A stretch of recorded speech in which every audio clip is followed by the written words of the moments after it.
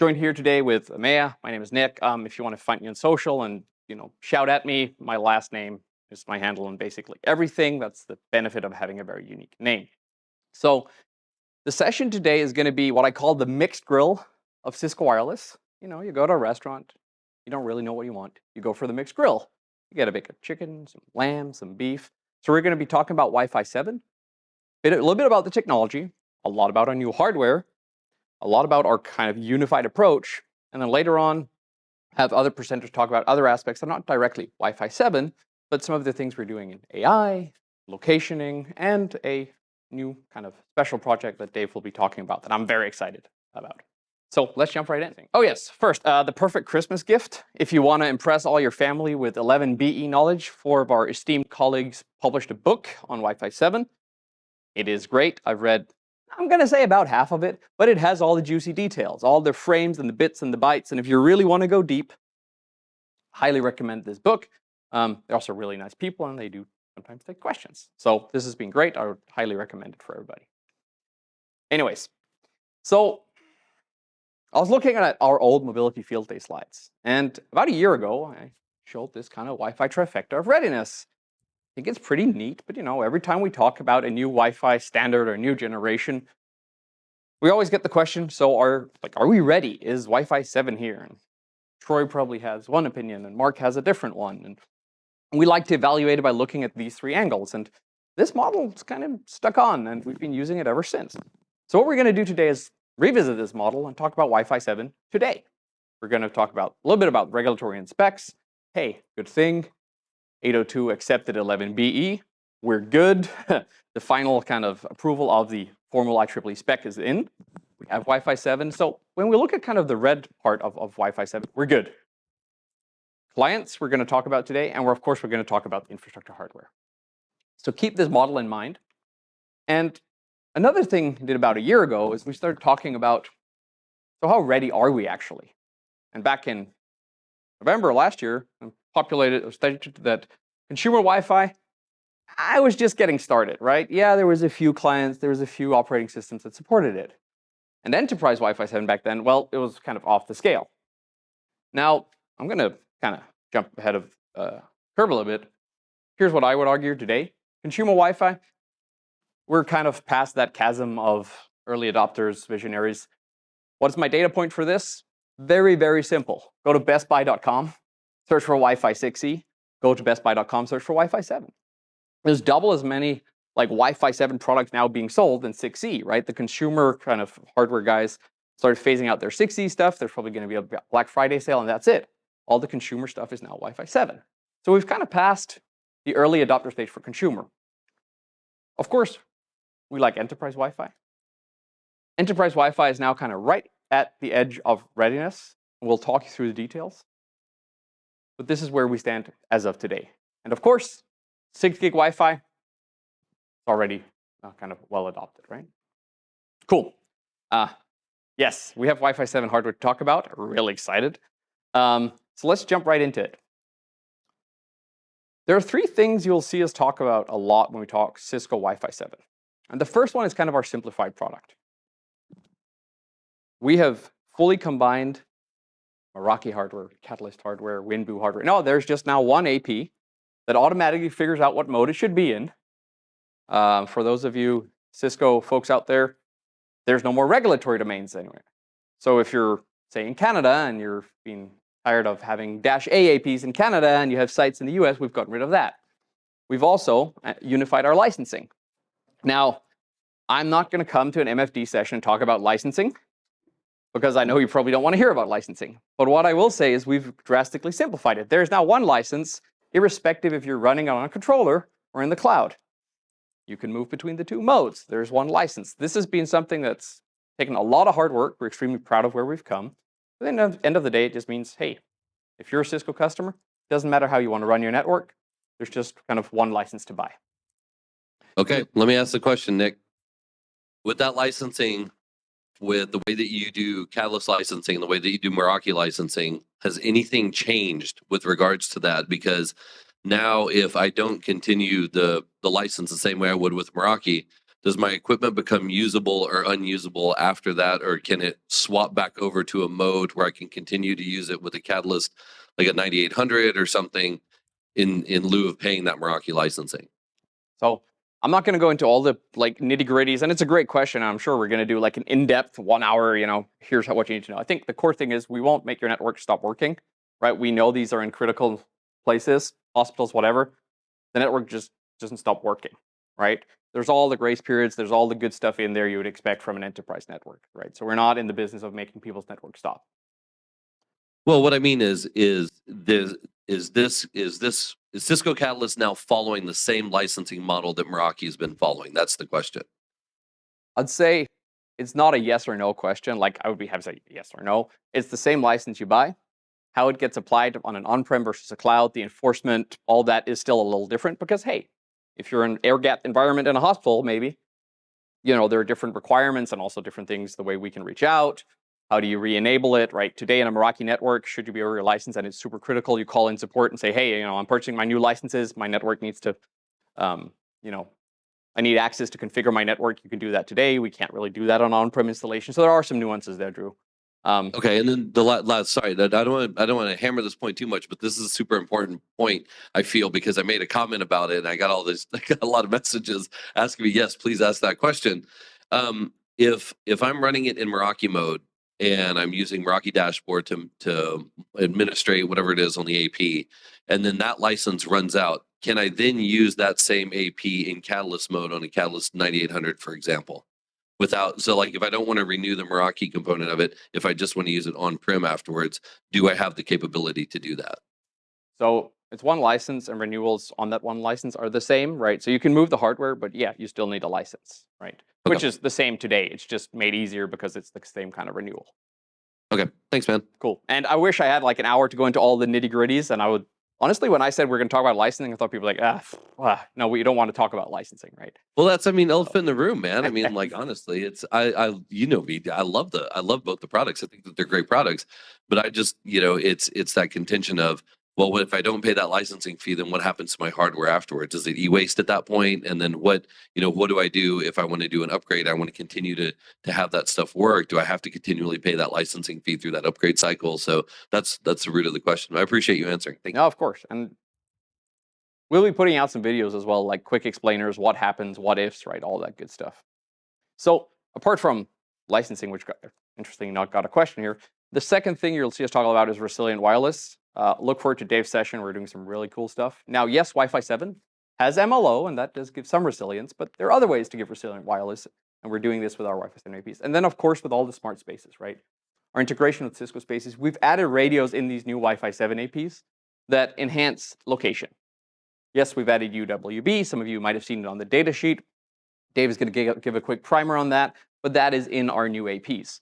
So the world of location just got, reopened, right? All of you should go start learning about UWB, understanding UWB. What does that mean if you have to deploy UWB? Of course, we'll help, we'll guide, we're going to write deployment guides. But there's a lot of interesting new technology out there where somebody like yourselves, who might be Wi-Fi experts, need to go brush up on your UWB.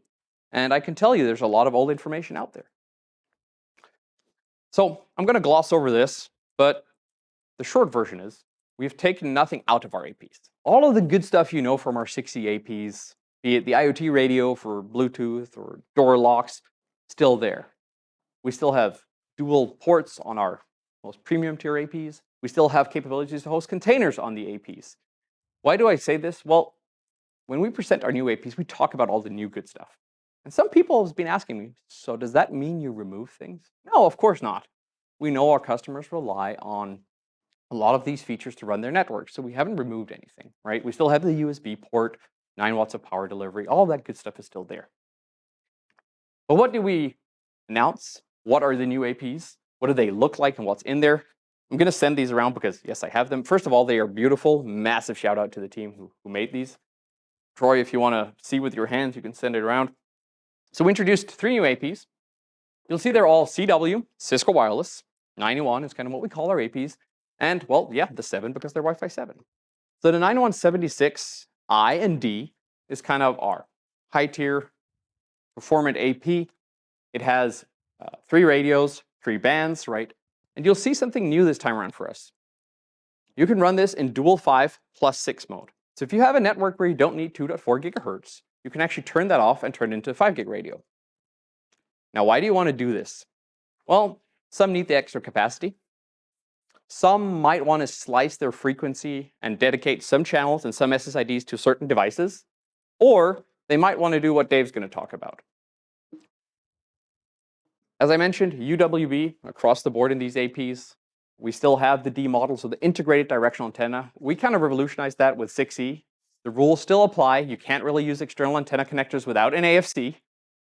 So in 6E, we introduced the D1, integrated directional antennas, and we're keeping that for Wi-Fi 7 as well. Another addition here is, of course, GPS. Yes, you could use this for AFC, or GNSS, I should say, for my European friends out there. But, you know, if you want these APs to know where they are, there's now built-in, I'll send this around as well, GPS and GNSS for locationing in the APs there. I put 2 callouts here. The first one, and I always get this question, what about the brackets? Yes, these are the same brackets that we've been using for kind of a decade plus. Yes, the ports are now 10 gig. Why? Because we can. And now, of course, on the 9178, that is a quad radio AP, right? So we had this for the 9136. We have it now for the 9178. 4 radios, meaning you do not need to, quote unquote, sacrifice your 2.4 gig 2.4 radio to turn on dual 5. So if you have a 9178, you have 2.4, dual 5 gig, and a 6 gig radio. And again, that second 5 gig radio, you'll see a little later what you can use for if you don't want to use it for Wi-Fi clients. Any immediate questions on this? What version of BLE do you guys is in there? That's an excellent question. So, and also, apart from going up and reading on UWB, the world of BLE is a fantastic kind of, there's all the versioning. At launch, it's 5.2 or 5.3, and I'm looking over at Dave and can maybe nod, but it is software upgradable to 6.0. So it's kind of one of those things, the current SDK gives you the 5. Whatever features. We're not certified for 6 yet because, you know, underlying driver updates, but we will have the capability to do 6.0. Are you guys going to tap into that for any of the, not fine time measurement, but for any of the location-based services and the enhancements on 6? The HADM in BLE? Maybe. And also, for those watching remotely, sorry, Drew's face is on a screen down here, so it's not because I'm looking at my feet, I'm looking at Drew's hair. Wonderful. So, hey, sorry, Nick, yes. Troy Martin here. Just had a question. You mentioned dual 5 gigahertz, 6 gigahertz radio support. My question's around what sort of filtering do you have on the radios to prevent cross-channel communication, and does that limit any channels that you can use? Yeah, so we've taken the keep it simple approach in 5 gig. They are band locked, so when you're running in dual 5 mode, right, they are band locked, the upper part of the spectrum and the lower. I should say that the 9178, you can run this in a 3 radio mode, so if you just want one full band 5 gig radio, you can absolutely do that, right? And maybe online question, no, we don't do Uni 4 because there's no clients that do Uni 4. And so the upper 5 gig radio, is there any impact into the lower part of 6 gigahertz? No. Okay. Sorry, no, absolutely not. No, so we have the 5 and we have the full 6 gig band. Yeah, great question, by the way. So a little since last time, and Sam, sorry you couldn't be here. In May, I asked what's the angle of this AP. We kind of bragged about we have accelerometers. We said this is coming soon. I did want to kind of follow up and say, yes, it's there now, as promised. It's in controller code now. It's being developed for Meraki as well. And why am I mentioning this? Well, we've actually taken accelerometer and not just put it in our D1 models. So not just the integrated directional, but also our omnidirectional antenna APs. And you might say, well, I know how my AP is. That's always on the ceiling. No, it's not. What if that AP falls down? What if an installer comes and flips it upside down? The moment we start talking about getting more information about the actual physical installation of the AP without you going there, the first thing I heard from large customers was, please put this in as many products as you can. So all the APs you saw on the previous slide can now tell you how they're oriented. It's a really great feature. Say you're in higher ed, you know things get moved around, right? Now you don't have to go out there to figure out what's going on. Is that data only fed into Catalyst Center, or can we pull that? I love the question, like, is it Catalyst Center? Actually, and I think we shared in the May session, it actually made it into NetConf first. So we made it streamable first, and I know at least one crazy Norwegian who's working on Grafana dashboards to do cool stuff with this. But yeah, no, absolutely, we export this. I was going to give that shout out to Kittle also. I saw him using it. That was awesome. The other big thing, we are certified at launch, right? We take Wi-Fi certification very seriously. So we are definitely certified at launch. Cool. So we've been through a journey of combining our teams, combining our hardware, combining our software efforts. All of the Wi-Fi 7 stuff, as I mentioned, is what we call global use AP. And this is my in a nutshell slide, right? You do not have to decide what management mode you need to boot in when you purchase the hardware. In 6E, you did, and it worked fine. No, with Wi-Fi 7, just plug it in. The AP will figure out, hey, should I be in Meraki mode or should I be in controller mode? I'm not going to do a 2-hour tutorial on how that works, but the short version is, it checks to see, hey, can I reach the Meraki cloud and am I claimed into a network? If I am, I'll be Meraki mode. If not, let me go check for controllers. And yes, we support all the weird ways of discovering wireless LAN controllers. We support it in both V4, we support it on V6. Broadcast, multicast, yada, yada, yada. All of those mechanisms we support to go look and see if there's a wireless LAN controller around. So if you buy a Wi-Fi 7 AP, your APs are a controller deployment, just plug it in, it will figure it out. Similarly, if it's Meraki, plug it in, claim your cloud ID onto the cloud, and it's business as usual. This is something we're super proud of. We know it's going to make it a lot easier for our customers and for you guys to deal with our products. And of course, as I mentioned, no more regulatory domains, which is something that's been a long time coming. But now there is just one global use PID across each model. I put a reference slide in here and explain the flow chart, but I think you guys get it, right? Plug it in, it figures out what mode it should be in. Yes, you can change the mode. I see a question brewing out there on the chat. Yes, you guys can change the mode. We've unlocked it so that you can go into the Meraki dashboard and move it to controller. You can go to controller and move it to dashboard. It's up to you. It's fully free. That's right? Back and forth. We can keep doing it. It's back and forth. In 6E, you had to call Meraki support and say, hey, could you move it? That button will now be available to any customers. And hey, it's a unified license, so you don't have to worry about that. Anyways, we kind of take care of that as well. And it's also, and I'm proud of this, unified factory reset, right? If you factory reset, it goes back to the same behavior. It doesn't matter what mode it goes in. All of that has kind of been unified. So your level 1 techs out there don't have to worry about what mode it was in and go read the right documentation. Nah, just same documentation. There's even a little QR code on there that tells you how to do it. Cool. So is there also a site survey mode that you can go into? So on site survey mode, yes, there is still. We still have our existing site survey modes from both Meraki and Catalyst. Yeah. So we haven't unified those yet because it's kind of a utility. It's on the roadmap to unify those, but yeah, absolutely. So a bit about the Wi-Fi 7 learnings here. How are we doing on clients? Well, I showed this slide at another conference not so long ago for professionals that work with wireless LANs. The good thing is for Windows, we're good. MLO, the key feature of Wi-Fi 7, works in 24H2. So that's the Windows release that came out in October. Android works nicely. I have a Pixel 9. iPhone works beautifully. And then there's this little, and I'm not going to walk over there, there's 2 little exclamation marks on WPA3 Enterprise. Somebody kind of tapped me on the shoulder and said, hey, you did all this MLO testing, show that it worked, and I have all the PCAPs to prove it. Go try with WPA3 Enterprise. Sure. I don't run 1X network at home because I'm normal. So I went and did that. And well, first I actually read the release notes. And you guys may be able to see or not, but Wi-Fi 7 Enterprise currently not supported in Windows 11. I was like, no way. Way. So if you want WPA3 Enterprise right now and just want to kind of share this, you actually have to go to the pre-release version of Windows 11. Now, they will associate to Wi-Fi 7 just fine, show up, but it won't do MLO. And we kind of learned this the hard way. Now, we don't know if this is going to get backported into a minor patch or major patch, but for all of you out there that are started rolling Wi-Fi 7 out, pay attention to this one, because if you're in a .1x network, you kind of want to know this. Yeah, proof that it works. If you go pre-release, connect on 2 bands. Another kind of heads up to the community, don't waste your money on this. I did, so you don't have to. It kind of works for Wi-Fi 6, maybe 6E. It doesn't work for 7. Windows gets very confused and or crashes. The driver doesn't even exist on Realtek's website, so don't waste your money on this one. Cool. So finally, we want to talk a little bit about MLO. We're not going to do the tutorial. There's plenty of sessions out there. What you need to know is These are really cool from a technical point of view. All the multi-links at the same time, multiple radios, all that good stuff. The ones on the left are the acronyms you need to care about. A year ago, we had a more complicated slide. The acronyms were slightly differently. Now you're down to, you only need to learn 3 acronyms, right? I'm not going to go through all of these, but you need to understand these for the next slide. There's multi-radio, or multi-link single radio, enhanced multi-link single radio, and there's STR, right? We have more than one radio. This is what we observed, right?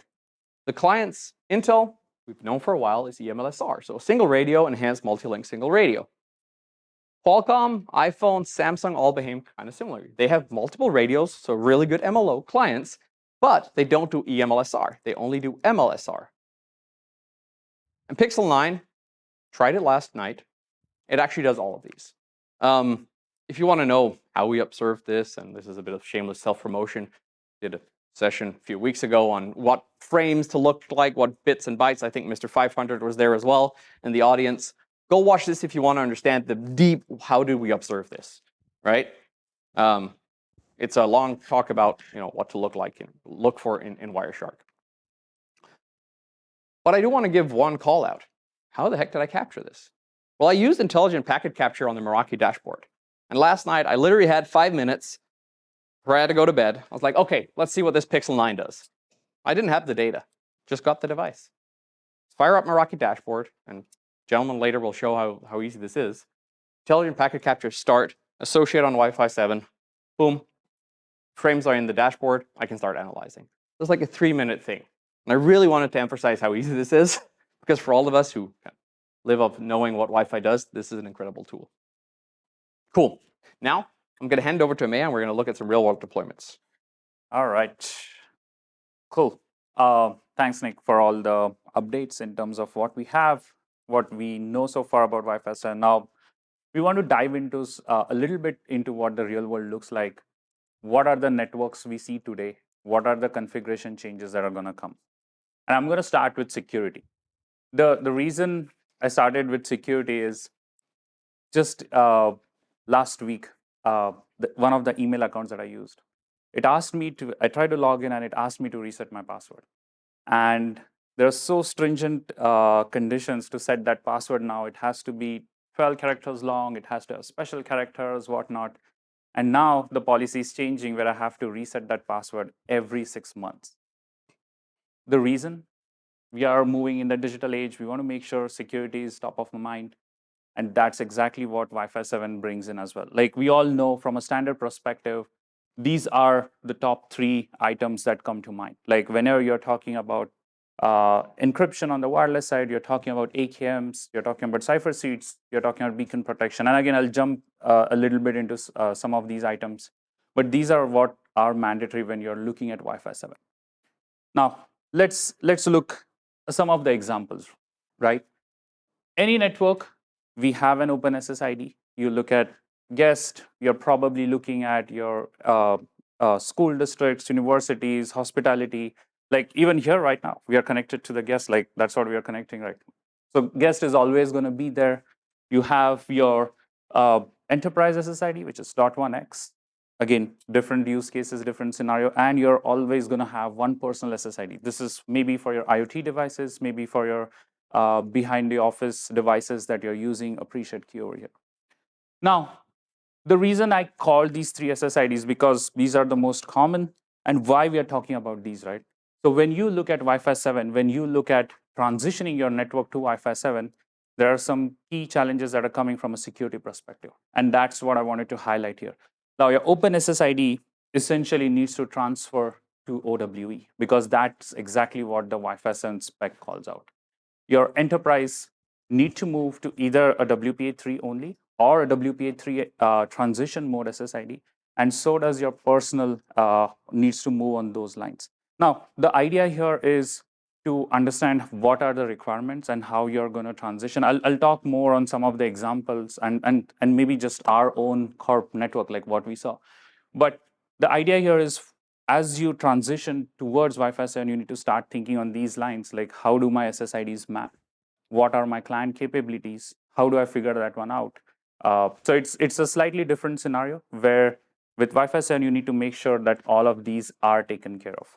Real quick, you can Yes. use transition modes with Wi-Fi 7? I thought that was not an option. Transition mode, yes, as long as you have one AKM across all three bands. Yep. So that's the requirement. And again, that's the reason I called out. And I will mention OWWE transition is not here. I'll cover that in a minute, why that's the case. Now, also one more thing I'll call out. Think about the clients, because open is usually BYOD. So you don't have much control on the client devices. But when you talk about enterprise and personal, there is some level of control. I will say some level. It depends specifically for enterprise. Just giving a scenario, like when you're talking of a enterprise network, maybe IT owns the devices. So they know, do these devices support WPA3 or not? There's a refresh cycle. But the moment you start looking across verticals, when you look at higher ed, you look at universities, you do have a radius SSID, you are authenticating with an Active Directory, but you're bringing in your own laptop. So at that point, you don't know what capabilities are going to be supported. And that's a place where transition mode can come into play and help have that balance between your legacy devices and your newer devices. Now, let me jump real quick on one of the examples. So this is our office in San Francisco. We decided, you know what, before we tell the whole world, let's bite the bullet, let's enable OWWE transition, and let's see what happens to our network. Now, this is a snapshot. I just took a screenshot of this last night. I was talking to Nick, and we were discussing on this, and I was like, okay, let me pull up a slide. Let me pull what we are seeing on the network in the past day. So this is basically Tuesday, which is one of the most busiest days that we see in the San Francisco office, because everyone's commuting and coming to the office. If you see two major callouts, this is OWWE transition. So clients that support newer standards, they are going to be able to use OWWE. Clients that don't, they are going to fall back and use the open SSID.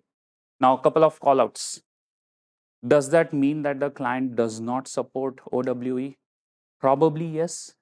It could also be a bad driver implementation on the client side, where we need to investigate more and figure out what the actual data is looking at those 110 client devices. But the bigger call out is 75% of the client devices actually do connect and support OWWE.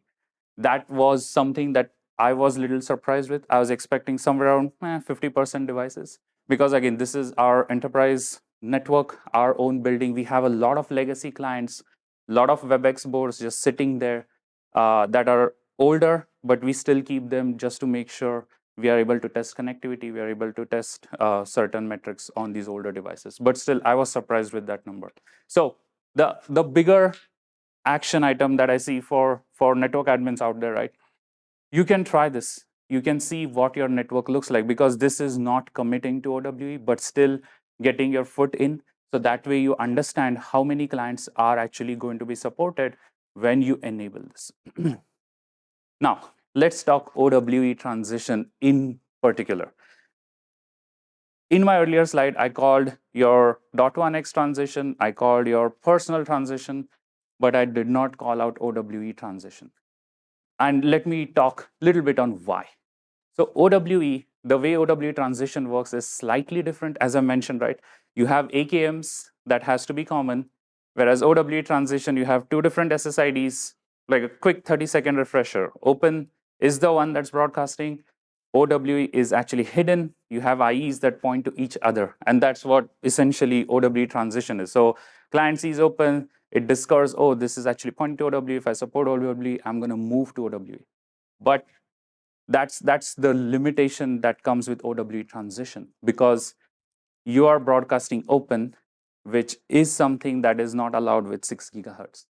And that's where you run into challenges. So I quickly pulled out a quote from the WPA3 spec in terms of what is OWWE transition, and is it allowed when you're talking Wi-Fi 7? Is it allowed when you want to enable 11B? And this is what the spec line is.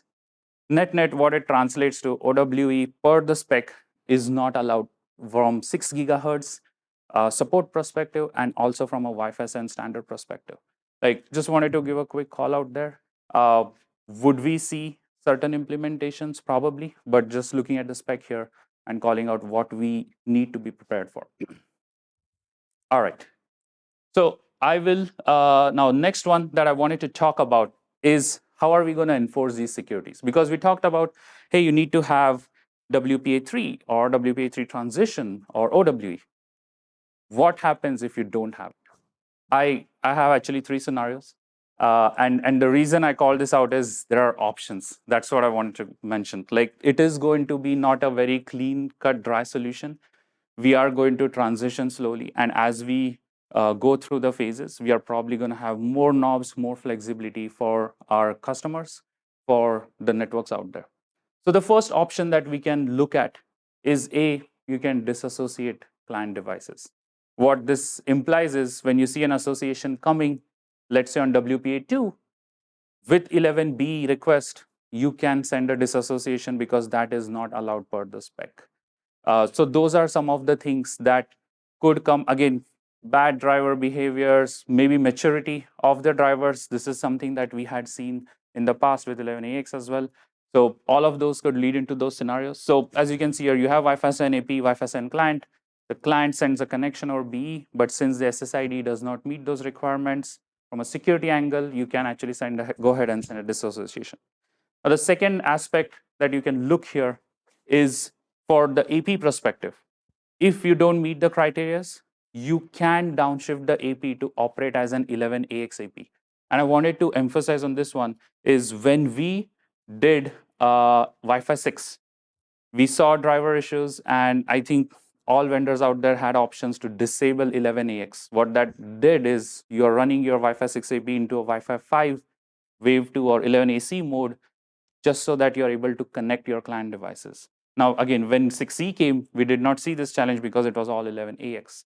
But now, as we transition towards Wi-Fi 7, this is something that's going to be an option again, where you can transition your AP down to 11AX mode and operate it as 11AX. So although it's 11B AP, in the beacons, in the associations, the max it will be do is 11AX.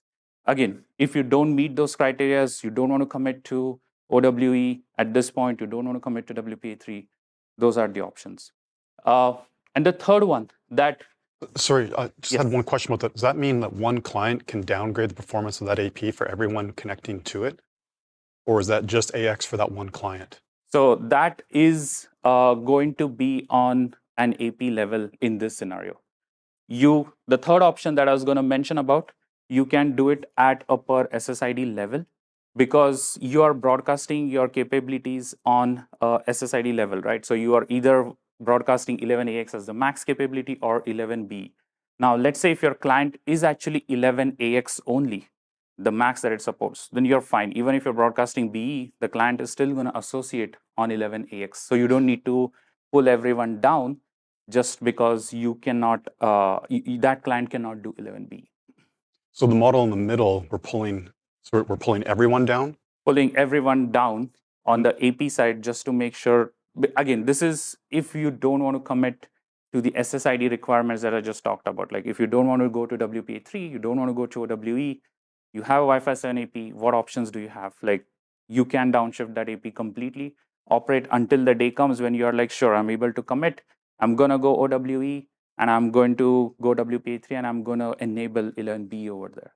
The third option is the one that's most flexible because now you have per SSID level control. So let's say guest, you don't want to do OWE, you can continue, that operates in 11AX. If you have your enterprise SSID, you know the client support, you can move to 11B. Okay, and then when... Yes. I'm sorry, just, this is Lee Badman. Just to follow up on Troy's question, I think part of what he was saying, is there a case where the client can bring everybody down, but you're making it sound like it's an administrative choice? Is that, we lock the AP to a mode and, then there's nothing that a client can do to, bring everything back down to 6E. Whether you allow that or not is an administrative choice and not a automatic function between the AP and the client. Correct. So you can log the AP or basically tell the AP, you know what, 11B is not there. You just operate in 11AX mode. So yes, you can lock it if that's what your questioning? we, Sorry. we don't dynamically downgrade. Yeah, it's not dynamic. That was your question, right? Network, yeah. One stupid client downgrade the entire No, salt. not on a Okay. client basis. No, not the Okay. client will not be able to take it down. It's still owned by the network admin. Like you make the decision. Do you want to make that? And again, you can make this decision based on your client capabilities, what you see in your network. Okay. All right, cool. This answer. Okay. All right. Now the third one, I think I covered. Like those are the options. So if you see here, you have Wi-Fi 7 client. Again, if you're having traditional Open SSID or maybe a WPA2 SSID, the Wi-Fi 7 client can still fall back and use Wi-Fi 6 and connect over there. So we are marching towards that third option. We want to make sure you have the most flexibility available. So that is something that is coming.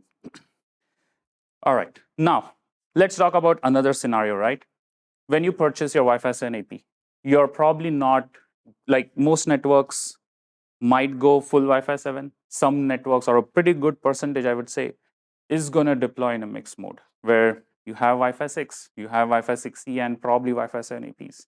So what that implies is, like the example that I mentioned, you can take all the APs down and keep it at Wi-Fi 6 level, and that way you are not worried about anything from a client connection perspective. Sure, newer clients, you won't be able to use MLO, all the good stuff that Nick was talking about, all of that will not be applicable because you're still using 11AX for your connection. Now, as you transition, you can enable 11B or Wi-Fi 7 on your Wi-Fi 7 APs. They will support 11AX clients, no issues at all. But if a newer client comes, you get all the good stuff, your MLO, your channel width, all of those come into play, like all the Wi-Fi 7 specs. So you can definitely do that. Roaming between Wi-Fi 7 and 6 should work seamlessly, like how it is. Like again, MLO links, you will terminate those links. There is always probably going to be a client that's not going to roam very well between the two. But again, so far, things are looking promising. And then the last option is where you have an variation where you could specify SSIDs that could operate in 6 versus Wi-Fi 7. So that's essentially what a deployment would look like. Again, on Wi-Fi 6, you're probably going to be on 11AX. So those are some of the things that we think from a pure deployment perspective. These are some of the options that network admins are going to have, depending on what suits the best for their needs and requirements. Question, Ron Westfall, Futurium Group. In terms of threat prevention, what is Cisco bringing to the table to augment the overall Wi-Fi 7 security proposition? So from a threat side, first of all, we are bringing all of these flexibility because end of the day, right? We want to make sure you have the control on your network, right? On top of this, we have other software solutions that we are working purely from threat perspective. Like this is all wireless security. Again, this is all standard spec. We have Thousand Eyes that we are working on. And again, I won't dive too much into it, but we have those aspects that are coming from a software stack. Maybe folks will be covering it later, but we are making sure that your entire traffic is going to be protected as it goes from your client right up to the WAN side of the house. Good to know. Yes. Cool. All right. Let's move on now. Again, I'll probably am pretty much at the end of the things that I want to talk about. I wanted to bring up 320 megahertz. This is something that, again, when you talk Wi-Fi 7, MLO is the first. Second one is probably 320 megahertz. Just want to make a quick note for folks as they start deploying. Make note of these 3 points that I mentioned. With 320 megahertz, you are having 3 channels. There are a couple of sets of channels that you can use, but when you talk about enterprise networks, when you're talking about 50, 100, or thousands of APs, you are going to reuse channels. You need to think about channel planning. 320 megahertz, if we go with enterprise, you are in the same boat as 2.4 that we had back years ago. Second is check your country, because the spectrum that we have available for 6 gigahertz is not consistent across reg domains. I think if my memory serves right, US and Canada get the full spectrum.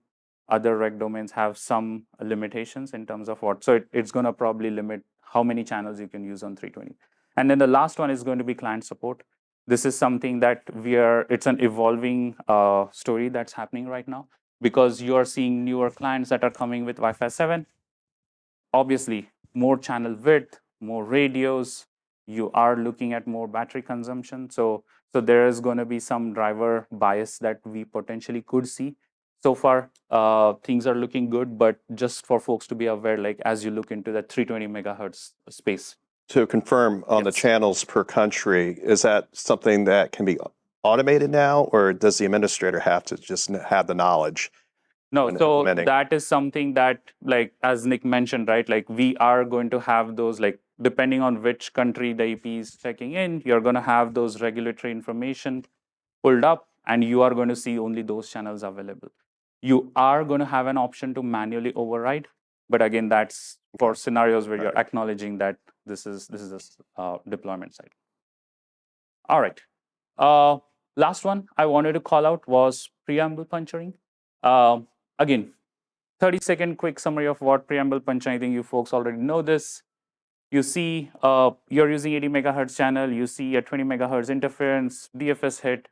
You can basically puncture that channel and continue using the rest of the channel width without changing your channel width or without changing your channels itself. So that is something that is, that's what preamble puncturing is. Now, do make note when you're looking 2.4, 6, there are some limitations, like similar to what we mentioned about channel width, right? When you're talking 2.4, we usually recommend 20 megahertz. In some odd scenarios, 40 megahertz is used. 5 gigahertz, on the other hand, 80 megahertz is a minimum requirement from a standard perspective, and you can puncture a 20 megahertz channel.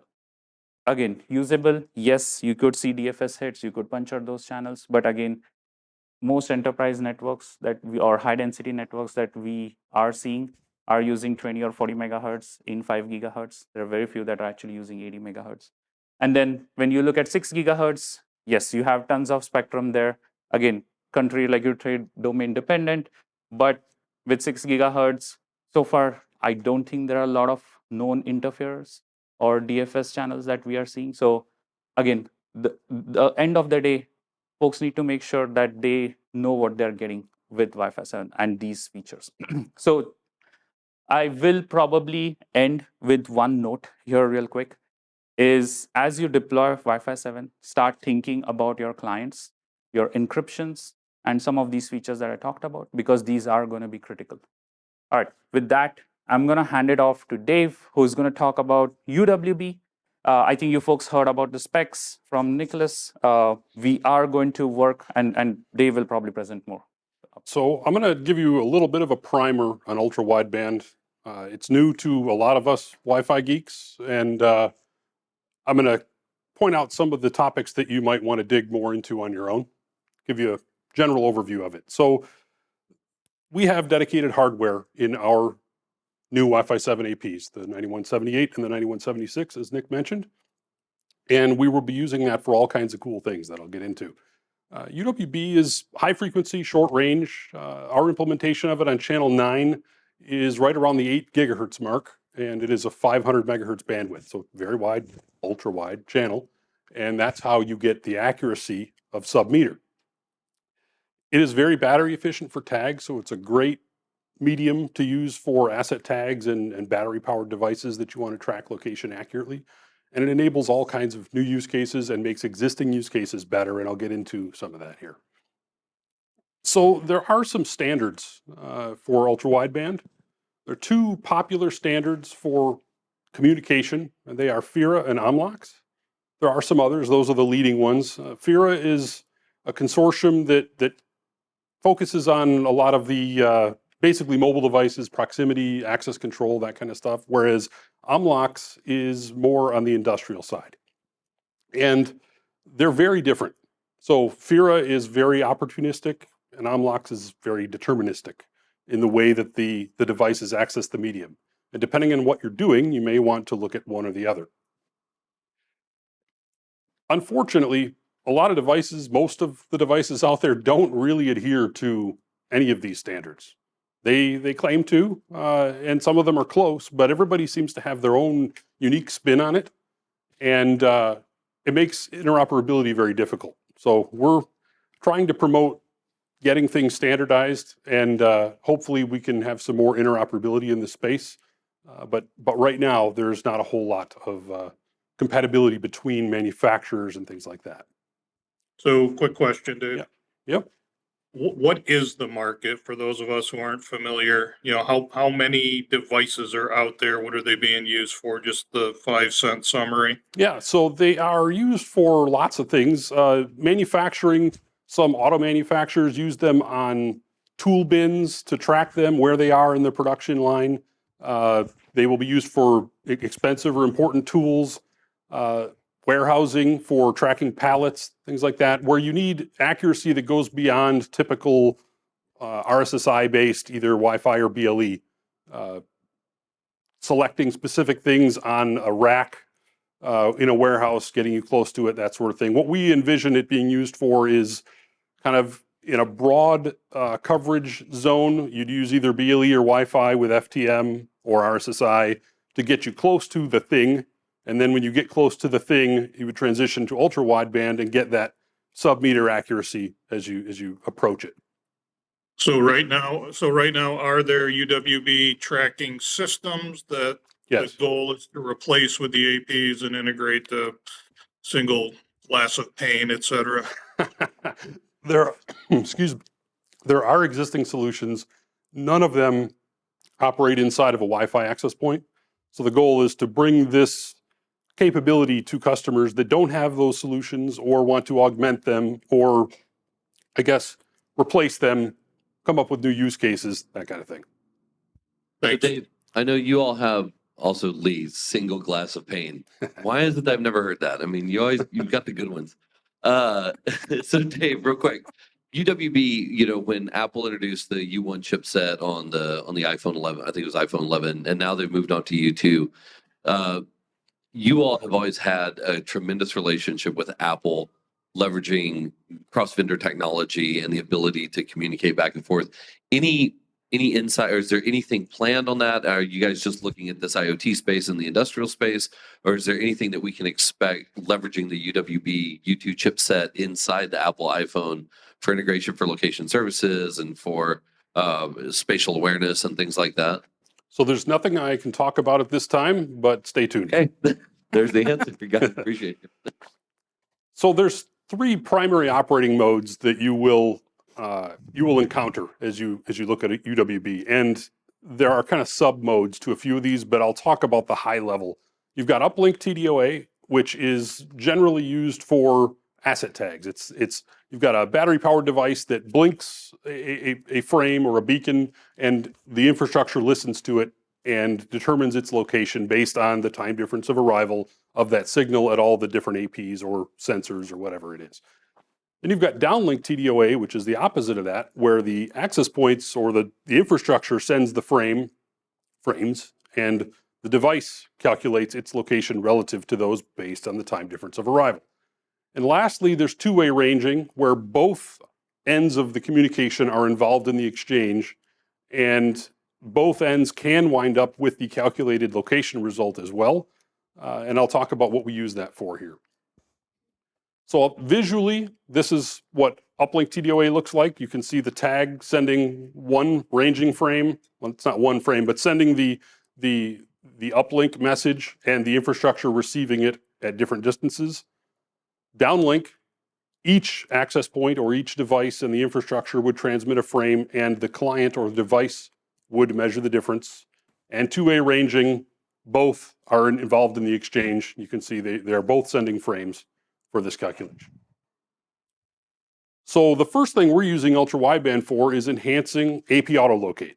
So we talked about this over the last couple of years. We have the ability to automatically place access points on maps. We have been doing that with fine timing measurement in the Wi-Fi band, FTM, and we're one-upping that with ultra wideband, so we can improve that level of accuracy substantially. And we are using both technologies still. We'll use whichever we get the best result from, and I'll show you a comparison, a brief comparison of the two. There's areas where one excels over the other. Some of the observations that we've seen in operating both of these on the APs for AP Autolocate is that, again, we're seeing a substantial improvement. You can see the numbers there, 95% of measurements with less than a 2-meter position error. That's quite a bit better than we had with FTM.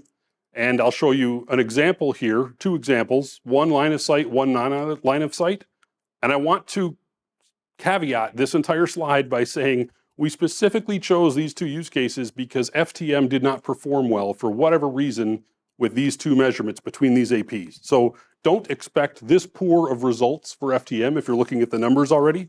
You should get better than this, but every deployment has those areas where things just don't work as well as you'd expect. We were seeing that with FTM here.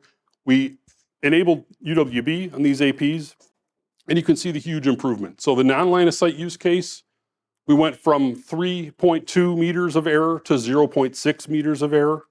And on the line of sight use case, we went from 5 meters of error to a half a meter of error. A huge improvement. And you can see how that would spiral into your entire infrastructure. If every measurement is that much more accurate, you get the idea. It is a huge improvement in AP autolocate accuracy. So let me pop in with the question about another announcement that y'all had with the new Wi-Fi 7 devices. I'm sure you might talk about it. It's Cisco Spaces, the licensing of the inclusion of Cisco Spaces with the Wi-Fi 7 APs. Mm-hmm. Is it leveraging both FTM and UWB? I mean, it looks like it from this picture, yeah. right? And then what about, we alluded to the BLE 5.2 and BLE 6. Is that going to be something that you leverage for that as well? Is this going to be where you get, you just use all of the radios to find out all of the best information possible? And what does that do from a power requirement perspective and a power draw perspective on the actual AP? So the radios are on for whatever you're maybe using BLE for, so the power draw isn't really going to change. At this point, we're not using BLE for AP autolocate. We may in the future, but what we're seeing is BLE and FTM are very comparable in the level of accuracy you get. So, okay. And in fact, FTM is better in some respects. So we are sticking with FTM and ultra wideband at this point, but we're not ruling out HADM. We just did ultra wideband first.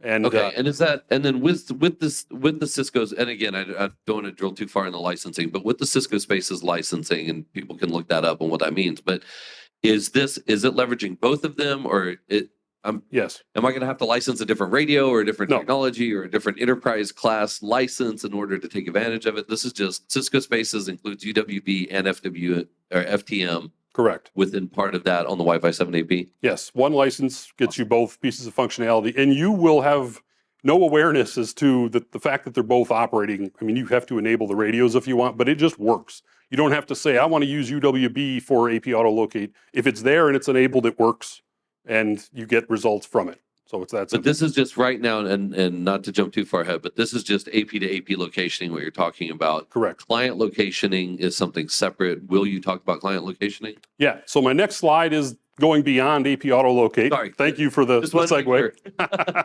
And there's lots and lots of use cases that we're exploring here. We are looking at barcode scanner kind of thing in a warehouse, like I mentioned, getting close to a device. We're looking at healthcare. We're looking at warehousing, wayfinding, indoor wayfinding, lots of possibilities here. Initially, we are supporting AP to AP or AP autolocate. Next year, we will support some of this, and then further into next year, we'll support even more of it. So we're going to do it in phase. TWR or AP autolocates first, then downlink, then uplink, based on the stuff we talked about in this presentation. So we will be enabling these use cases over the next 9 months or so. Is the assumption that Spaces is in use, or if you're not using Spaces, is there any leverageable value? So if you can do AP autolocate without Spaces, and we are introducing ultra wideband and Catalyst Center soon, so you won't need Spaces for the ultra wideband piece of it.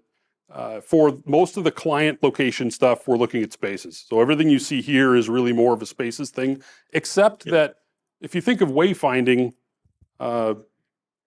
you don't get I mean, that's about the end device getting its location, not as much about the infrastructure seeing the location. So there may be aspects of this that don't need Spaces, but in general, client location, think Spaces.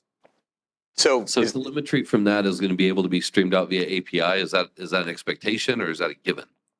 It is an expectation, and it's in process. But again, we're not. This is not, the client stuff is not enabled yet. Just the AP autolocate is enabled right now. that kind of ties into my question. That data will be accessible outside of Spaces or others. We'll be able to pull that. To be determined. So we have APIs for third-party integrations at this point. Right now, that's not enabled for ultra wideband communication or ultra wideband location access, but we're exploring the use cases, building this over time. I think most of those APIs though they're integrating with Spaces, right? So it's pulling the data from Spaces, Correct. not Yeah, direct. it'll be Spaces most likely where you'd be accessing that So no consideration to allowing that data to be pulled directly. from the controller. Yeah. Not at this time. So that was that same. I think I had that same question. That's that. This was traditionally something as part of the Spaces license, but now that Spaces is included with the Wi-Fi 7 AP, now that seems like that's where that would morph into. Okay, yeah. We are. There's a lot coming on the Spaces and smart spaces location stuff that you'll see over the next year. There's a lot of changes, a lot of improvements. So that differentiation isn't going to feel so different in the future. That's all I had on ultra wideband. Give me a minute to switch laptops. What's the range? So it depends, Sam. Basically looking at like 20, 25, maybe 30 meters. But it depends a lot on the environment, the device, things like that. We are establishing guidelines for AP to AP positioning, for AP to device positioning and placement for designs. So it's less than Wi-Fi, but it's greater than you might think if you've used things like some of the consumer grade tags and things that you can locate with ultra wideband. Is Cisco seeing tire kicking using UWB or use cases such as live streaming and AR, VR? Is that part of the mix? For actual communication, like data, sending data over it, we're not exploring that at this time. It's not ruled out, but Okay. We're looking at it for location services pretty much exclusively. Got it. All right. From a design perspective, how many clients or APs would you imagine be able to connect to another AP, like sort of an upper threshold of max UWB devices? Again, it depends on the tags. You can configure the blink rates, so depends on how often they blink. A lot of that is still being tested right now. I mentioned that Uplink is going to be the last function that we enable, so we're establishing those guidelines, but depends on how things are configured and what you're trying to do with it. There is not a hard set upper limit. The devices don't associate, so it's more about whether what your airspace looks like and how often things are sending location in either direction, and kind of designing for that. All right, so we're talking like tens, hundreds, thousands, more? Hundreds, probably. Okay. Again, lots of factors there, but Right. not tens. It would be a suitable amount, I'll say. Okay. Not something you'll be horrified or disappointed by.